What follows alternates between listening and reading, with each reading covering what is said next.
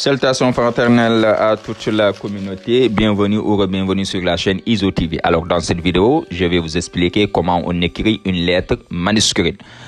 Vous voulez participer à un concours et parmi les documents demandés, il y a la lettre manuscrite. Donc il faut savoir écrire une lettre manuscrite avec rigueur. Il ne faut pas la négliger. Parce que si le concours est scindé en 2 phases ou 3 phases, certainement si vous réussissez la première phase, votre lettre manuscrite sera devant le jury.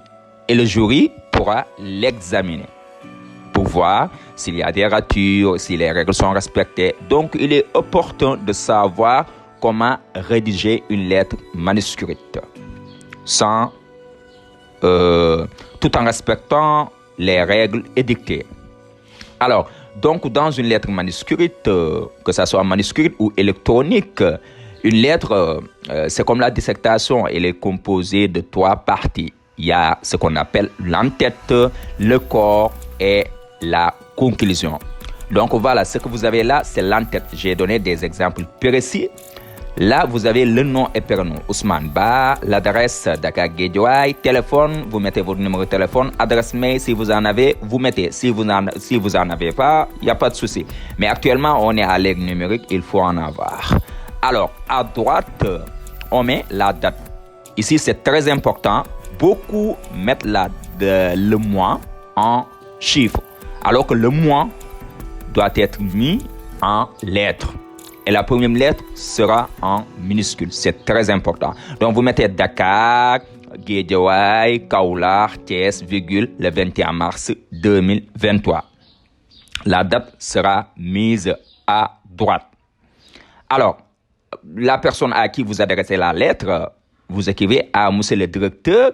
Supposons, on doit l'adresser au directeur de l'École nationale des travailleurs sociaux et spécialisés. Donc, vous pouvez mettre à monsieur le directeur de l'ENTSS.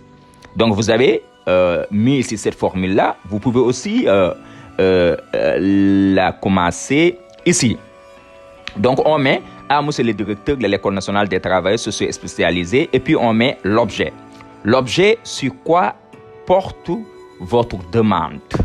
Donc, vous voulez participer à un concours, vous voulez un emploi, donc vous mettez l'objet. Dès que la personne lit cet objet, elle saura exactement là où vous voulez en venir. Objet, demande de candidature au concours d'entrée à l'École nationale des travailleurs sociaux spécialisés. C'est juste un exemple. Donc, voilà l'entête d'une lettre, d'une demande manuscrite ou électronique. C'est la même formule. Si c'est une demande de motivation, une lettre de motivation, c'est la même formule. Une demande manuscrite pour participer au concours, c'est la même formule. Une demande d'emploi, c'est la même formule. Donc, il faut retenir ça.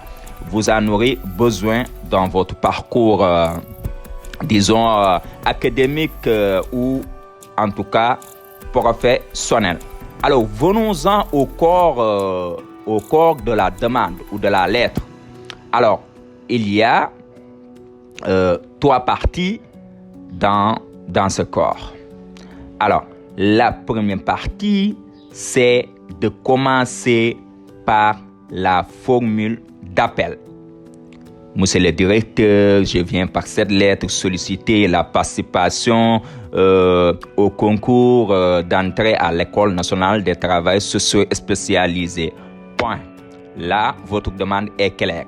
Et la deuxième phase, vous déclinez votre profil. Je suis titulaire d'une licence en gestion. Je souhaite améliorer, je souhaite acquérir de nouvelles connaissances, de nouvelles compétences dans le domaine social. Voilà. Donc, vous avez décliné votre profil et votre profil est un peu disons, un peu différent du concours auquel vous voulez participer. Donc là, c'est à vous de voir avec vos propres mots, votre profil et pourquoi les raisons qui vous ont motivé à vouloir participer à ce concours.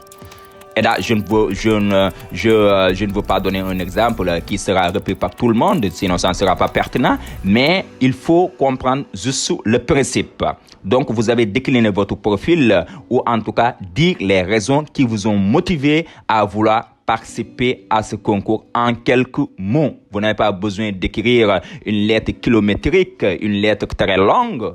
Vous n'avez pas besoin de tout ça. Donc, il faut juste respecter les principes. Donc, vous avez parlé les raisons, vous avez décliné votre profil en quelques mots et vous terminez avec une formule de politesse que tout le monde connaît. Veuillez agréer, monsieur, l'expression de ma haute considération. Veuillez accepter, monsieur, mes salutations les plus distinguées. Et vous avez terminé, vous allez à droite, vous mettez votre prénom et nom et puis vous signez. Voilà, c'est tout. Voilà votre lettre manuscrite, vous la mettez avec les autres documents demandés et puis vous déposez. J'espère que cette vidéo vous a plu. Je vous donne rendez-vous très prochainement. Merci.